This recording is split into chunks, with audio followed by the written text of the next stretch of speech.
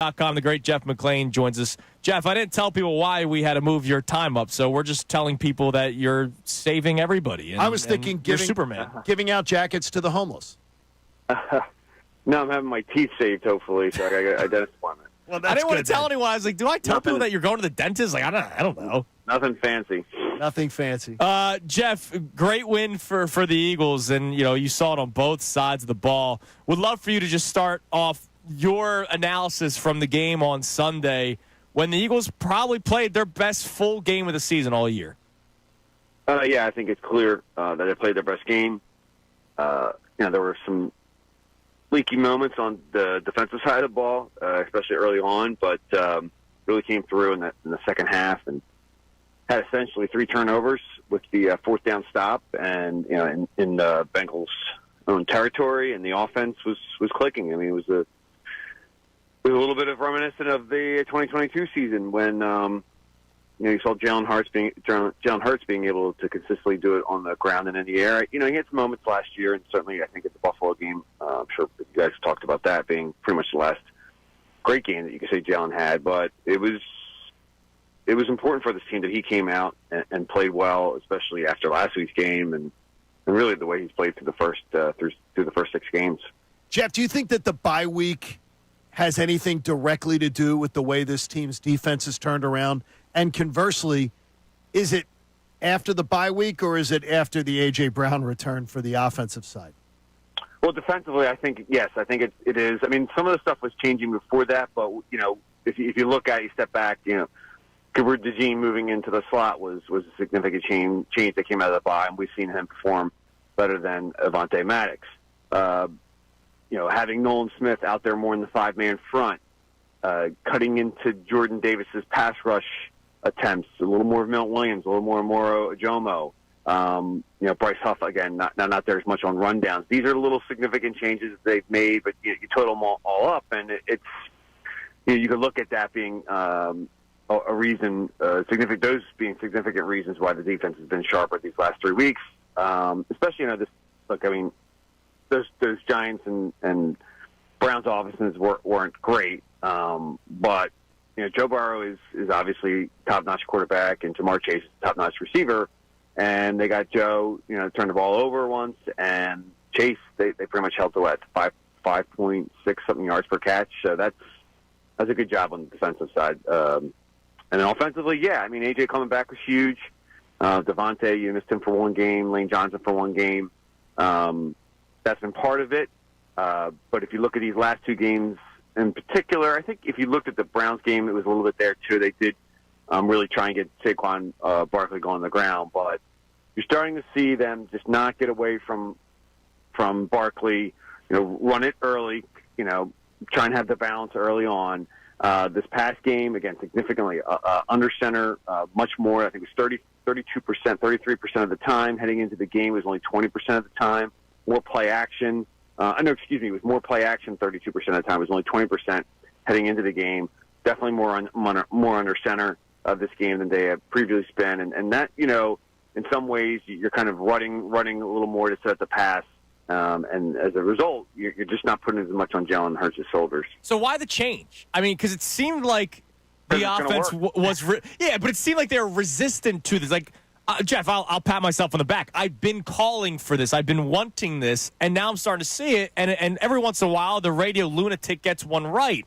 And I still hear Nick Sirianni in his latest press conference yesterday being asked about under center and playing more under center. He's like, oh, well, we do other great things too. Like, yeah, nobody's saying that you don't, but we were pointing out the fact that you almost resisted to do this stuff, and now that you're doing it, it seems to work. Yeah, I mean, look, he's right to some extent, and there were things that were holding them back from doing some of this stuff. I mean, like these last 2 weeks, they've gotten ahead in games, and that's why you'll see more run than you'll see pass. Right? They're putting away the game in the 4-minute offense, so that plays a little bit into it. And then, of course, when the defense is struggling, it affects the offense, and they can't do as much as they want to do. The slow starts have certainly been a part of it as well. It's tough to kind of get into a rhythm and do some of the things that you want to do, or you know that you're capable of doing, or dipping into that playbook. I think it was Devontae Smith on the touchdown pass. He had said that's a play that's been in the playbook for a while, for the game plan for a while, and they just haven't been able to get to it. And there it is, bam, play action it was in the shotgun, but it was play action because they faked basically an RPO, and they got the safety to bite on Grant Calcaterra. They were thinking pop pass over the middle on the run pass option, and that opened up Devontae down the field for the touchdown. So it's been some of that. I think if you take a step back, but we saw this in 2021, right? They came in, they wanted to implement this offense that they were told Jeffrey Lurie, or Nick Sirianni had told Jeffrey Lurie, this is my offense. We're going to bring it in. We're going to run it. And I think with Kellen Moore, it's kind of the same thing. And we've seen both those offenses being a little more historically pass-oriented offenses, which, obviously in this league, you need to kind of slant in that direction if you want to have a chance to win a championship. Now, these are very simplistic ways of looking at it, but I think what they're doing now is what they did in 2021. They're saying, okay, we gotta play to the strengths. We gotta play to Saquon. In 2021, we gotta play to Jalen Hurts' ability to be a +1 factor in the run game, and that's fine. And we'll see if they can do that. And it seems like it's helping Jalen because he's not dropping back and having to pass as much. Now, credit to him on his end. He hasn't been turning over the ball as much, right? And he's been more accurate this last week. So this stuff is sometimes gradual. We'll see how it plays out over the next several weeks. But right now, this is what they had to do to win. Jeff, the offensive line, and you've chronicled it in writing and also on your podcast about this great offensive line and how much it means to what they do.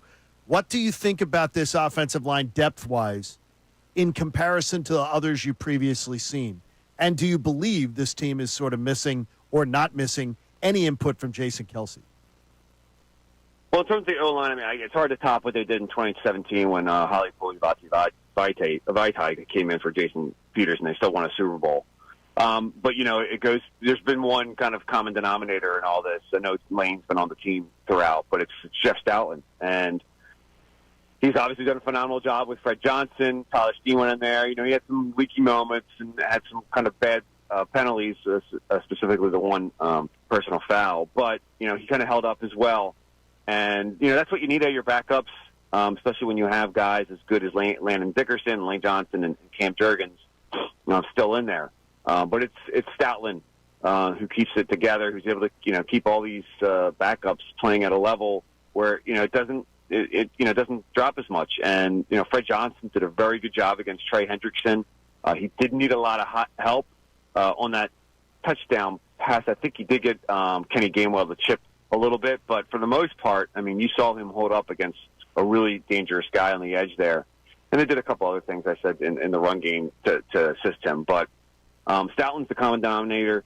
Kelce, there are ways that they've missed him. There's no doubt about that. That's a Hall of Fame player, but Cam has done a nice job. He's held up, and I think he'll only continue to get better. Jeff, any injury updates? Darius Slay, what could happen moving forward? And do we get Dallas Goedert back this weekend? Well, on Goddard, I was originally told it was going to be a couple games, so my guess is there's a chance he'll be back this Sunday. Lot's going to depend upon how this week goes in practice. I think I think Darius Slay said on his podcast that he's going to have an MRI on his groin. That doesn't sound good. No. That could be a little tricky. But Isaiah Rodgers came in there, made a huge play. Yeah. We thought through parts of training camp that he may end up, starting the season on the outside with Quinyon Mitchell in the slot. Mitchell eventually won that spot on the outside, but Isaiah, he's a pretty good outside cornerback to have on your team. Absolutely, Jeff. Listen, man, we appreciate the time. Go get your teeth cleaned or whatever it is that you're doing. Always take the free toothbrush and the free Listerine. Yes.